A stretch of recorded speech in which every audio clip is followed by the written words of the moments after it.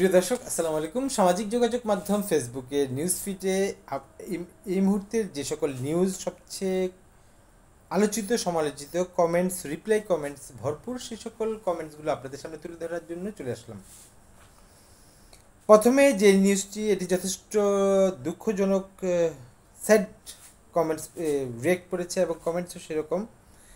আদালতের পিপি বললেন, এই আনিসুল অর্থাৎ সাবেক আইনমন্ত্রী আনিসুল হকের কথা তিনি বলছেন যে তার আমলে রাতে মোমবাতি জ্বালিয়ে বিরোধী দলীয় নেতাকর্মীদের বিচার হতো।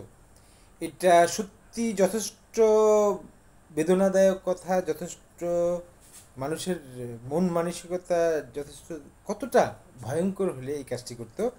এটাতে কমেন্টস, পাল্টা কমেন্টস পড়েছে, যথেষ্ট নেগেটিভ কমেন্টস পড়েছে। শালীন না হতে কমেন্টসগুলো নেওয়া যাচ্ছে না। এই নিউজটি যথেষ্ট লাভ রেট পড়েছে, যথেষ্ট পজিটিভ কমেন্টস পড়েছে। ডক্টর ইউনুসকে ডিলিট ডিগ্রি দিলেন চট্টগ্রাম বিশ্ববিদ্যালয়। আমাদের বর্তমান অন্তর্বর্তীকালীন সরকার প্রধান জনাব অধ্যাপক ডক্টর ইউনুস স্যার, তিনি এটি ডিগ্রি পেয়েছেন। তো এই জিনিসটা যথেষ্ট লাভ রেট পড়েছে, যথেষ্ট পজিটিভ কমেন্টস করেছে। রহিম নামে একজন কমেন্টস করেছে যে ইউনুস স্যারের হাতেই বাংলাদেশ নিরাপদ, তিনি তার মন্তব্যটি করেছে। আরেকটি নিউজ, মোদি, এই নিউজটি যথেষ্ট ট্রলের শিকার হয়েছে এবং যথেষ্ট লাভ রিয়েক্ট করেছে। মোদি অবশ্যই প্রতিশোধ নেবে, দেশকে সজাগ থাকতে হবে জানিয়েছেন ইমরান খান। পাকিস্তানের সাবেক প্রধানমন্ত্রী জনাব ইমরান খান বলেছেন, গত কয়েকদিন ধরে যখন ভারতের সীমান্তে, ভারত পাকিস্তানের সীমান্তে যুদ্ধ হলো, সেক্ষেত্রে এখন আলোচনার মাধ্যমে যুদ্ধ আপাতত বন্ধ। এর ভিতরে ভারত কমেন্টস করে, পাল্টা কমেন্টসের উত্তর দেয় ইমরান খান। এটা যথেষ্ট লাভ রিয়েক্ট করেছে, সেলুট বলেছে, সত্য কথা বলেছেন, এরকম কমেন্টসগুলো বেশি পড়েছে। এই নিউজটি যথেষ্ট ট্রলের শিকার হয়েছে। আরেকটি নিউজ, আমাদের নেতাকর্মীদেরকে টার্গেট করে হত্যা করা হচ্ছে, ছাত্রদলের সম্পাদক নাসির উদ্দিন নাসির বলেছেন। সাম্য হত্যাকে কেন্দ্র করে, সত্যি দুঃখজনক ঘটনা, সাম্যকে হত্যা করেছে। সেই হত্যাকে কেন্দ্র করে একদল বলছে এটা ছাত্রদলের অভ্যন্তরীণ কোন্দল, আরেকদল বলছে যে এই সাম্য যেহেতু জাতীয় সঙ্গীত নিয়ে স্ট্যাটাস দিয়েছে সেই জন্য করেছে। তো এটা যে কমেন্টস, রিপ্লাই কমেন্টস, যথেষ্ট নেগেটিভ কমেন্টস পড়েছে, যথেষ্ট রিয়েক্ট পড়েছে। কমেন্টস ভেরিফিকেশনে নেগেটিভ কমেন্টসের পরিমাণ অনেক বেশি। এর ভিতরে যদি সহমত, তো সব অনেকেই বলেছে পজিটিভ কমেন্টসগুলো। আরিফ নামে একজন কমেন্টস করেছে, এটা আপনাদের দলীয় কোন্দল, আপনারাই এটাকে মানুষকে বিভ্রান্তি সৃষ্টি করছেন। অর্থাৎ তিনি বলতে চাচ্ছে যে এটা বিএনপির ভিতরে একটি দলীয় কোন্দল। আরেকটি নিউজ, এটাও যথেষ্ট ট্রলের শিকার হয়েছে,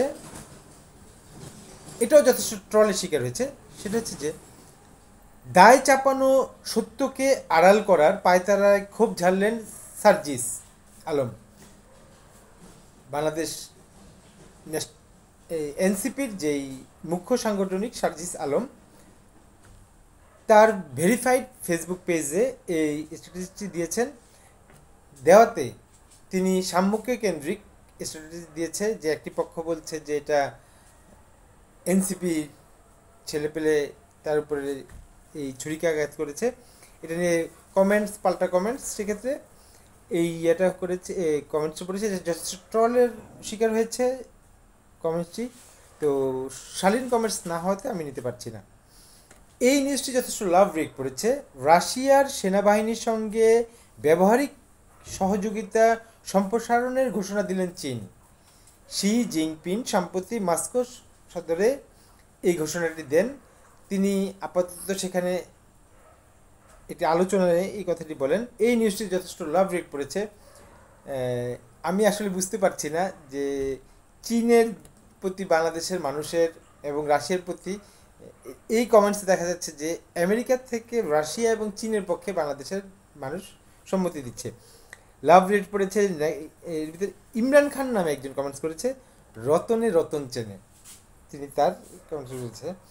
এই নিউজটি একটি নিউজ, দেশের স্বাধীনতা ও সার্বভৌমত্ব সরকারের কাঁধে নিরাপদ নয়। মির্জা বিএনপি স্থায়ী কমিটির সদস্য জনাব মির্জা আব্বাস তিনি বলেছেন, করিডোর দেওয়ার সিদ্ধান্ত দেবে নির্বাচিত সরকার। যেহেতু করিডোর নিয়ে একটি আলোচনা চলছে, সেক্ষেত্রে এই নিউজে যথেষ্ট ট্রলের শিকার হয়েছে তিনি।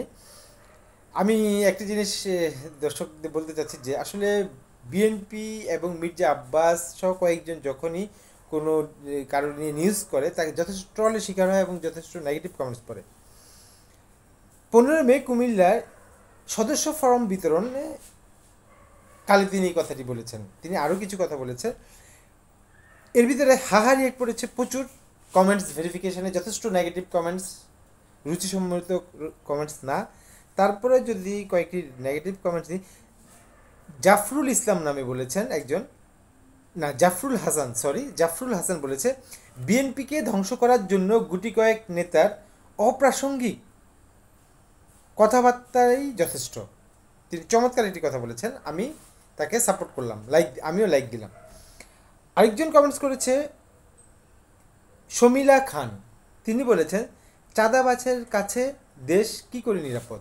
চাঁদাবাজের কাছে নিরাপদ, বিশেষ করে পিনাকি ভট্টাচার্য দাদা এবং সাংবাদিক ইলিয়াস ভাই, এনাদের কিছু বিষয় নিয়ে কমেন্টস করাতে এখন এই যাবতীয় নিউজে যথেষ্ট ট্রল শিকার হয়ে।